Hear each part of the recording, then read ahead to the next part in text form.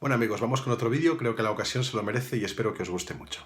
El otro día en una de estas superficies de libros me compré este, fui muy rápido, el título me llamó la atención, la verdad es que es un tema preocupante y después de leerlo quiero comentar algunas cosillas con vosotros. El libro es de Caroline Emke, yo no sabía nada de ella, le ha dado un premio por la paz, los libros alemanes en 2016 y quizá eso es lo que más me llama la atención del libro. Luego he visto, pues bueno, que tiene muchos estudios, que se ha dedicado al periodismo de guerra y que también cuenta bastante de su vida en este pequeño libro. El título ya es llamativo, ¿no? Es contra el odio. Este adversus, es un género literario clásico pues, de la apología, de la apologética, ¿no? Que intenta luchar contra perspectivas que se van extendiendo dentro de una sociedad y que se consideran incorrectas. Lo primero es distinguir el odio de lo que son las fobias, ¿no? Los miedos, aunque muchas veces van unidos, sí que es verdad que confundimos, ¿no? Entonces utilizamos homofobia o xenofobia para hablar de odio y no es lo mismo.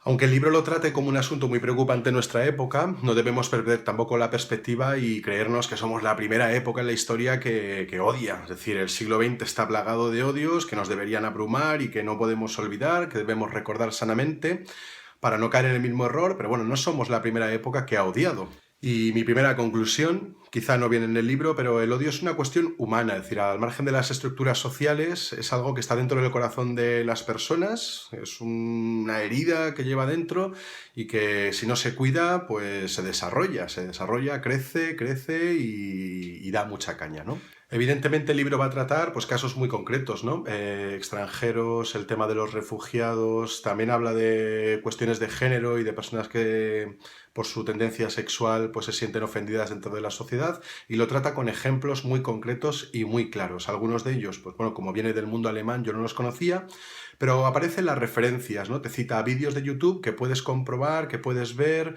y de los que te puedes, pues bueno, sentir muy avergonzado. El estilo del libro es narrativo. Está contado pues, bueno, como un desarrollo, aunque mete también conceptos e ideas que quizás sea para mí, como un ensayo, lo más relevante. El libro tiene tres grandes partes, una en la que habla de lo visible y lo invisible, ahora comentamos, después pasa a hablar de lo homogéneo, la pureza, luego lo comentamos, y por último un epílogo, ¿no? Que le llama elogio de la impureza. A mí esta es la parte que más me ha llamado la atención, quizá por el contenido religioso que hay detrás de ello. Lo primero que dice el libro es que, si a poco que pensemos, nos damos cuenta de que el odio es algo más que un sentimiento, es una forma de mirar que fabrica un objeto determinado hacia el cual dirigirse, ¿no? Es decir, pero lo interesante aquí es ver que no es un objeto real, sino que es un objeto fabricado, es decir, es un objeto imaginado, es una reducción de la realidad. Esta creación, esta imaginación, nos lleva a justificar y tolerar y casi sentir necesidad de odiar a determinadas personas. Es decir, es un razonamiento que hace necesario el odio hacia determinadas personas. Vayamos por partes. Visible e invisible. Lo primero que dice es que se hace una teoría, ¿no? De cómo cuando nosotros miramos la realidad no miramos todos, sino que en gran medida miramos aquello en lo que creemos que debemos prestar atención o aquello que nos gusta y tendemos a hacer invisible lo que no nos gusta. Es decir, que ver es una capacidad que también va de la mano de la ceguera. Es decir, que cuando vemos también somos ciegos a determinadas cosas. ¿Qué hace el odio? Hacer invisibles a las personas con una reducción consciente de ellas. Y los hace visibles como monstruos. De esta manera, la visibilidad y la invisibilidad juegan un papel fundamental para no conocer realmente a las personas, sino determinadas circunstancias que interesan para poder mostrar con ellos el rechazo, el desprecio, la anormalidad, el te vamos a expulsar de aquí, te vamos a echar, y eso se justifica muchas veces en el grupo.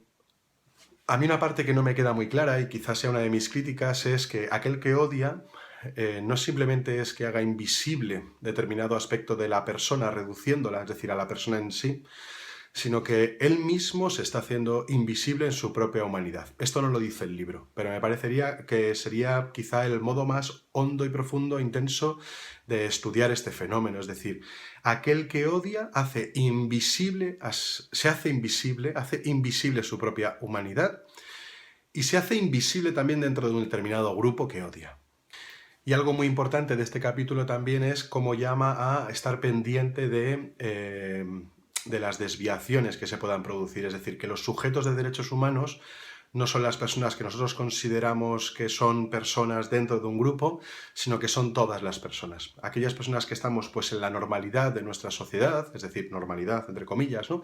Pero que bueno, que sí que somos pues más o menos normales, pues tendemos a pensar que lo nuestro es quizá lo de todos y esto no sea lo más real. Es decir, a poco que nos demos cuenta, nos encontramos con personas diferentes en nuestro entorno que también, por el hecho de ser personas, se deben garantizar sus derechos. En el segundo capítulo, este que habla de lo homogéneo, de lo puro, bueno, pues son tres como casos, ¿no? Es decir, estudia el tema de la religión, estudia el tema de los transexuales y es un capítulo bastante interesante. Y estudia por último el tema de la yihad y del Estado Islámico. Me parece que son tres capítulos que merece la pena leer, estemos o no de acuerdo con el libro, pero que merece la pena leer. En la primera parte que habla de homogéneo se pregunta, ¿no? Es decir, cuando en determinados discursos políticos o sociales se habla de pueblo, ¿de qué se está hablando? ¿Se está hablando de un demos, es decir, de un conjunto de ciudadanos, o se está hablando de un ethos, es decir, de una especie de raza o de una especie de subgrupo, ¿no? Con determinadas características, ¿no? Y la política hoy, pues muchas veces utiliza la palabra pueblo para hablar solamente de los suyos, es decir, de la gente, pero está hablando de los suyos, no hace política lamentablemente para todos. El todos del ethos no son todos, son los nuestros, es decir, los que forman parte de nuestro cuerpo, de nuestra realidad, los que son los que consideramos afines, los que consideramos semejantes, pero no son todos. Entonces aquí hace falta avanzar hacia una verdadera democracia en la que los derechos sean garantizados para todas las personas. En la segunda parte de este capítulo lo que habla es de original natural. La autora estudia el asunto de los transexuales. Me parece que en este capítulo sí que es deudora de su propia perspectiva. Se nota mucho, pues bueno, los acentos que pone, ¿no? Es decir, el acento en el sufrimiento, en la marginación, que son reales, ¿no? Pero se pregunta una y otra vez por qué se legitima socialmente, ¿no? Es decir, ¿de dónde viene esto de lo puro, lo original? Algo que no se puede pues, adquirir, sino que se hereda, ¿no? Que no se puede recibir haciendo no sé qué cosas, sino que bueno, se nace con ello y de esa manera se forma parte de un grupo y este grupo tiene sus normas y este grupo hace las cosas de esta manera y cómo determinados grupos sociales o personas, mejor dicho, están fuera de esta normalidad, ¿no? Se consideran extraños, raros y en función de su extrañeza y su rareza pues también se critica, se margina, se hace invisible por recuperar una categoría del otro lado. Y la última parte se refiere a la yihad, en la que habla de lo puro, del deseo de formar un estado pues, de personas que piensen lo mismo, que hagan lo mismo, y cómo detrás de estos atentados que Europa está sufriendo, lo que se busca es polarizar, dividir y que se consideren extraños en una tierra aquellas personas que en principio han sido acogidas, de manera que se genere más violencia por esta división social y por esta polarización. Detrás de este tipo de odio, evidentemente, hay una ideología fortísima, con una concepción del mundo, de la vida, que legitima sus acciones, pero que les lleva al fanatismo, ¿no? Este fanatismo es interesante pensarlo no simplemente como una exageración de la religión, sino como una pérdida de religiosidad, ¿no? Algo que la autora no dice en su análisis, pero que hace que la religión pierda su ser religioso, es decir, su dimensión puramente religiosa. Y por último, el capítulo que yo os invitaría a leer, que es el Elogio de lo impuro, que es el final, en forma de epílogo, ¿no? Es una llamada muy constructiva a generar sociedades diversas en las que se respete la singularidad de las personas. Y ahí una nota muy importante, singularidad, es decir, de las personas como tales, de cada uno de los individuos, no significa un individualismo egoísta en el que un grupo pretende imponer al resto, sino que se trata de generar un pensamiento crítico, un pensamiento, pues bueno, una duda ilustrada, ¿no? Sobre los propios planteamientos, una verdadera apertura al diálogo, una cultura real del error, es decir, del reconocimiento de los propios fallos y también de la apertura al otro en la deliberación. Este capítulo a mí me ha parecido democráticamente muy interesante.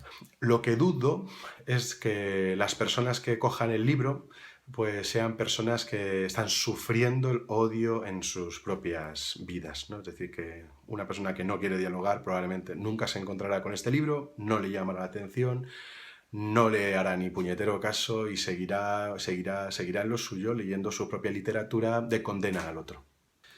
Y de vez en cuando me parece que hablamos de sociedades plurales y que estas sociedades nos enriquecen con demasiada facilidad, porque la diversidad es por sí un conflicto que debemos madurar y que debemos afrontar. Es decir, la tentación siempre es quedarse con lo propio, pero que la apertura al otro y el distinto es más complicada de lo que algunas veces en la literatura se dice, ¿no? Se propone muy fácilmente, ¿no? Venga, vamos a querernos, a respetarnos, Esto es bastante más complicado cuando sabemos que hay grupos, personas, que no desean en absoluto ni el diálogo, ni están interesados, ni nada por el estilo. No quieren curar su propia enfermedad.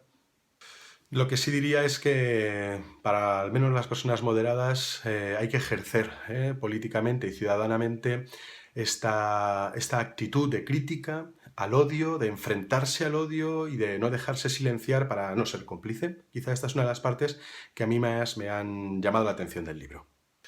Pues nada, lo recomiendo porque me parece interesante y preocupante. Además, los que estamos en Internet es un asunto en el que nos vemos implicados todos los días, ¿no? Es decir, cómo el odio va creciendo y cómo no hay que darle ni la espalda ni mucho menos dejarnos llevar por él, ¿no? Que me parece importante de esta época, que quizá en otras no se ha hecho, es la crítica del odio, el darse cuenta de que somos personas que podemos llegar a odiar a otras y el no dejar de criticar esto, de quejarse, de protestar, o sea, no darles la victoria a los que odian con nuestra propia indiferencia. Nada, un saludo y espero que os haya gustado el vídeo. Un saludo, hasta luego. A partir de aquí son los buenos.